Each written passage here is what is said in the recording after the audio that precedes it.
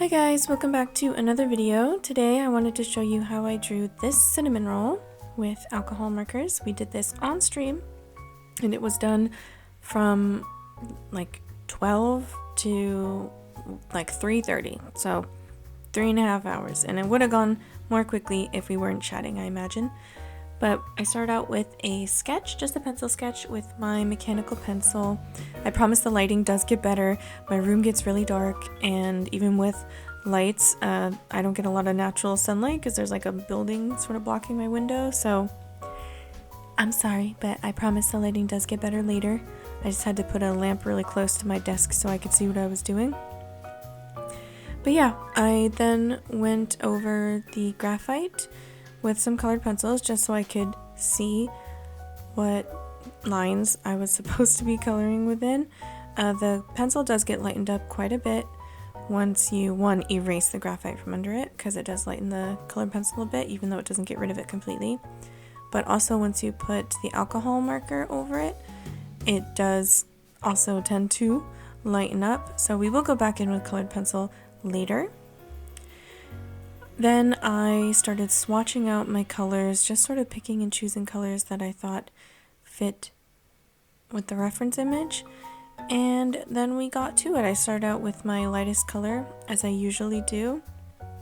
But it was a bit tricky because I decided to start with the icing, since that was sort of the most difficult thing to like separate the shapes from the rest of it, if that makes sense. Like, it was kind of like a blob of I don't know what goes where. So I figured if I colored in the icing first, then maybe I'd have a better idea of where to put the like bread colors and where to put the icing colors. But I started off with a sort of, well, it is a yellow gray. It is YG something in the Ohuhu marker set. These are the Honolulu markers, by the way. So brush tip on one side and fine tip on the other side. I wasn't sure if I liked that very much because the other shades that I chose to put on top of it for the icing were cooler. So I was kind of hoping it would neutralize it a bit, but then you still see a lot of the yellow. But in the end, I think it makes a lot of sense because there's a lot of like orangey red in this photo, but the icing itself is like pretty white. So I think it worked out. I think it sort of balanced out in the end, even though it looked like a hot mess in the beginning. Then for the sort of pastry, I went in with my lightest shade of marker. It was drying up a little bit. This is a Copic Chow, and I was very disappointed that I don't think I've used it that much, but it was already starting to run dry. And so I just did the best I could and continued on with some more yellowy tones because the pastry at the bottom is quite yellow, and actually in the very front it's sort of really pale beige, but at the top as it gets like crispier, more cinnamony, it gets really like orangey red. So I was struggling to differentiate the top from the bottom, but it really does start coming together towards the end. I do think this artwork in particular is a little darker than I otherwise would have made it. It was hard to see in my room, and I kept looking at my monitor, which is like quite bright and very vibrant compared to what's actually there in real life. So you can tell me if you think it's either too dark or if it's totally fine. This reference image in particular is pretty dark, so I told myself I'm gonna lighten it up. I kept saying that like the whole stream.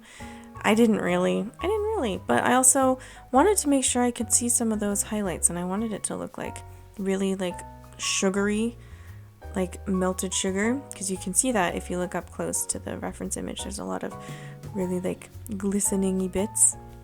Glistening isn't a word, but you know what I mean, like crystallized, like melted and then hardened sugar. So in order to have those kind of juicy highlights, you have to have dark surrounding it. So if I start with just plain white, like a lot of the icing is right now, it doesn't really stand out enough, and you can't put like white on top of white and expect it to stand out.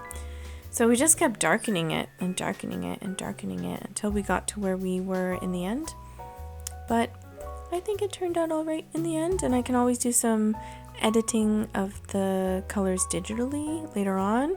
I think also a benefit to going darker rather than lighter is that when I print these out onto sticker paper, especially glossy sticker paper, it tends to print very dark, or like darker than, and I don't know, like darker than how it looks on the screen. But if you up the contrast, then it looks a lot better, right? So I could do that either digitally, or I can have a lot of contrast originally and do less editing digitally. So I hope that makes sense. If you start really light, it sort of flattens it out too much. That's my point. So since the goal is to print this on things, whether that be stickers or like a notebook or a memo pad or something, I think it's good to be bolder so that it doesn't require as much post-processing. But of course, there's going to be some, especially since a scanner cannot scan anything in the exact same colors, exact same, I don't know how you'd say it, like it looks either a little lighter or a little darker. My scanner makes things a little lighter, even if I mess with the settings a little bit. So it's always better to up the contrast, I think, if I want to do less work in the end. But we will do some editing in the end because that's just inevitable. Depending on the paper you're using, it might look different.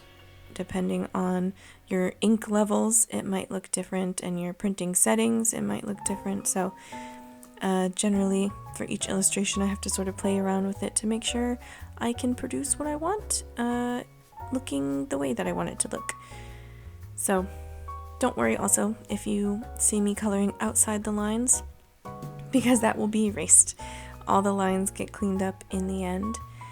And there's also, what I'm not really used to is a lot of colored pencil for shading and stuff. Sometimes I add a little bit, but this time I did a whole lot more because I just wasn't seeing that contrast that I wanted. And I did say, again, I wanted to lighten it up, but look at these highlights. We went in with the gel pen first, which I almost regretted because I thought it looked a little too stark. But then I sharpened up my Holbein white, and it sort of softened it up a little bit if I just went over those same areas. And a lot of this from this point on is just like back and forth. This is where I realized we needed the top to look more red, so I thought layering this cadmium orange on top would help, and it really did. I think it really made it look a lot toastier. And this is where I kept grabbing different shades of gray and adding more dimension to the icing because it was looking flat. She wasn't really standing out as much. And I did decide to go in with some colored pencil, maybe a little earlier than I otherwise would have, because we were missing some of that definition. And I've mentioned this in previous videos, but I'm trying not to do like straight up line art. I'm trying to choose colored pencils in the same color as like the darkest color next to this place, like whatever area I happen to be coloring. But then I think we were lacking that contrast. Like when I looked at the photo, I was seeing like some of the darkest areas looked basically black. So I went in with the black. Normally, I don't think I would recommend going in with straight up black for a lot of things because it's very rare that things are black in real life. But I did mix it with the brown, and I didn't have any darker brown than what I'd already used. So, you know what? I think it worked out in the end. And this is what we got. This was the finished image. Let me know what you think. Give this video a like if you liked it. If you want to see more videos like this in the future, please subscribe, maybe. I would appreciate it. I'll see you guys next time. Bye!